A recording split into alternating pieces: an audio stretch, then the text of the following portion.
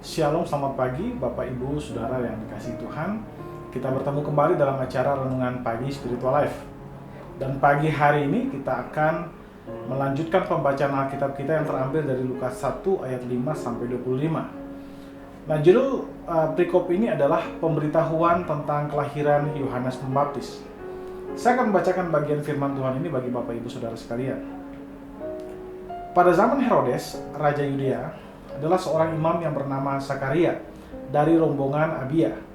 Istrinya juga berasal dari keturunan Harun, namanya Elisabet. Keduanya adalah benar di hadapan Allah dan hidup menurut segala perintah dan ketetapan Tuhan dengan tidak bercacat.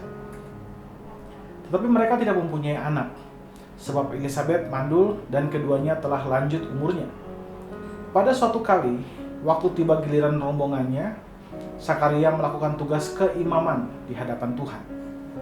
Sebab ketika diundi, sebagaimana lazimnya, untuk menentukan imam yang bertugas, dialah yang ditunjuk untuk masuk ke dalam bait suci dan membakar ukupan di situ.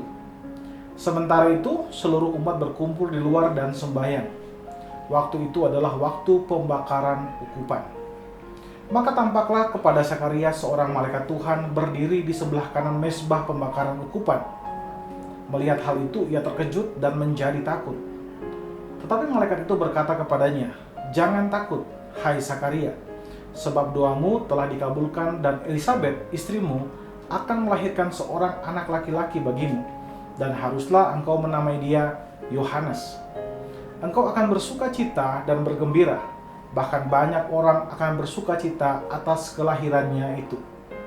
Sebab ia akan besar di hadapan Tuhan, dan ia tidak akan minum anggur dan minuman keras, dan ia akan penuh dengan Roh Kudus mulai dari rahim ibunya. Ia akan membuat banyak orang Israel berbalik kepada Tuhan, Allah mereka. Dan ia akan berjalan mendahului Tuhan dalam roh dan kuasa Elia, untuk membuat hati bapa-bapa berbalik kepada anak-anaknya, dan hati orang-orang durhaka kepada pikiran orang-orang benar, dan dengan demikian menyiapkan bagi Tuhan suatu umat yang layak baginya." Lalu kata Sakaria kepada malaikat itu, "Bagaimanakah aku tahu bahwa hal itu akan terjadi? Sebab aku sudah tua dan istriku sudah lanjut umurnya." Jawab malaikat itu kepadanya, "Akulah Gabriel yang melayani Allah, dan aku telah diutus untuk berbicara dengan engkau dan untuk menyampaikan kabar baik ini kepadamu. Sesungguhnya engkau akan menjadi bisu dan tidak dapat berkata-kata sampai kepada hari di mana semuanya ini terjadi, karena engkau tidak percaya akan perkataanku yang akan nyata kebenarannya pada waktunya." Sementara itu orang banyak menanti-nantikan Sakaria.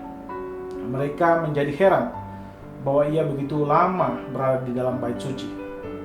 Ketika ia keluar, ia tidak dapat berkata-kata kepada mereka, dan mengertilah mereka bahwa ia telah melihat suatu penglihatan di dalam bait suci. Lalu ia memberi isyarat kepada mereka, sebab ia tetap bisu. Ketika selesai jangka waktu tugas jabatannya, ia pulang ke rumah.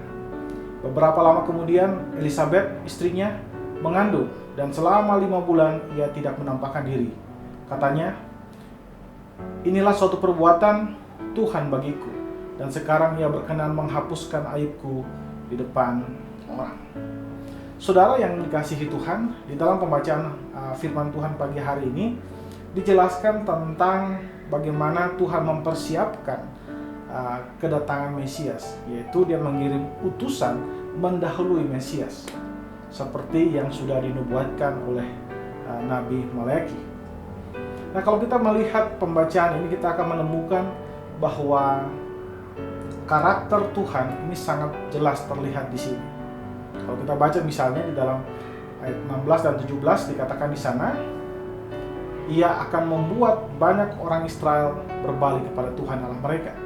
Ini yang disampaikan kepada Sakaria tentang anak yang akan dilahirkan oleh istrinya.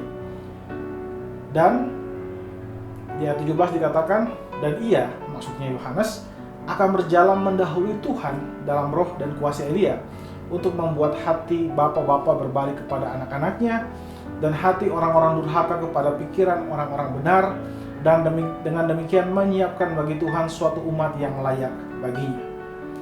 Saudara, dari kisah ini atau dari ayat ini kita bisa melihat bahwa bagaimana Allah Tritunggal mempersiapkan segala sesuatu dengan baik. Sebelum Kristus lahir ke dalam dunia, Bapa sudah mempersiapkannya dengan baik. Dia mengutus Yohanes untuk mempersiapkan jalan bagi lahirnya Mesias. Hal yang sama pun bisa kita refleksikan di dalam kehidupan kita. Sebelum Tuhan mengizinkan kita masuk di dalam situasi-situasi di dunia ini, baik situasi yang menyenangkan maupun situasi yang tidak menyenangkan, maka Allah sudah mempersiapkan dan memberikan kita kemampuan untuk melewatinya. Ia tidak pernah mengizinkan kita masuk ke dalam situasi yang tidak dikendalikan olehnya. Saudara, seringkali Tuhan mengizinkan kita masuk dalam situasi yang tidak kita inginkan. Tujuannya adalah untuk membawa kita kepada hal yang jauh lebih baik. Dan bukan hanya kepada kita, tapi juga kepada orang-orang yang ada di sekitar kita. Karena itu saudara, karena Dia mengendalikan setiap situasi yang kita hadapi, dan karena situasi semua dikendalikan oleh kuasa Tuhan, maka seharusnya sebagai orang percaya kita memiliki pengharapan. Dan mungkin saudara bertanya, bagaimana cara Allah mempersiapkan saya untuk menghadapi situasi-situasi yang sedang terjadi? Mungkin melalui pengalaman-pengalaman hidup saudara, Allah mempersiapkan saudara. Mungkin melalui pendidikan yang pernah saudara tempuh. Atau mungkin oleh didikan orang tua saudara, Allah telah mempersiapkan saudara. Atau dengan firman Tuhan yang mungkin saudara dengar setiap minggu, Allah telah mempersiapkan saudara. Jadi Allah tidak pernah membiarkan kita masuk ke dalam situasi yang tidak kita siap untuk hadapi. Allah selalu mempersiapkan diri kita untuk menghadapi situasi, dan karena itu selalu ada pengharapan di balik situasi-situasi tersebut. Saudara, mari kita ambil waktu sejenak untuk merenungkan firman Tuhan yang baru saja kita dengarkan. Saudara, apakah di antara saudara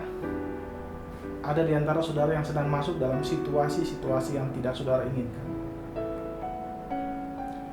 Jika ada, marilah kita mengambil waktu sejenak untuk mendoakan hal tersebut. Berdoalah agar Tuhan memberikan saudara kemampuan untuk menghadapi situasi-situasi yang tidak saudara harapkan, dan kemampuan untuk melihat pengharapan di balik situasi-situasi tersebut.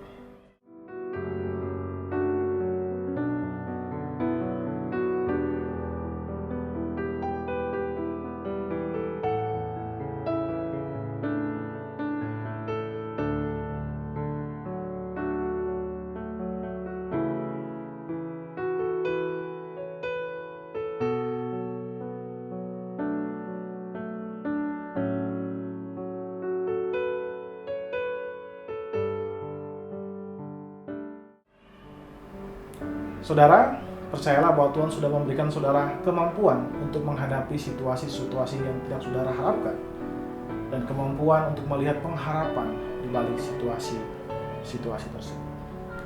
Mari saudara, kita tundukkan kepala, kita berdoa.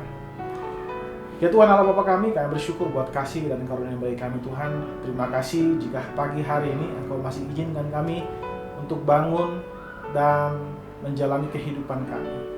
Kami percaya ini adalah suatu anugerah yang Kau berikan kepada kami untuk boleh kami jalani. Bapa, kami berdoa supaya firman yang baru saja kami dengar menguatkan hati kami untuk meyakini bahwa situasi apapun yang akan kami hadapi hari ini atau sedang kami hadapi adalah situasi yang tidak berada di luar kendali-Mu Tuhan. Tetapi Engkau mengontrol situasi-situasi itu sedemikian rupa untuk mendatangkan kemuliaan, untuk mendatangkan kebaikan bagi kami Tuhan Yesus. Terima kasih Bapa, terima kasih Tuhan Yesus. Kami serahkan kehidupan kami seluruhnya ke dalam tangan Tuhan. Dalam nama Yesus kami berdoa, haleluya. Amin. Amin. Bapak Ibu Saudara dikasih Tuhan, selamat pagi, selamat beraktivitas, dan Tuhan Yesus memberkati kita semua.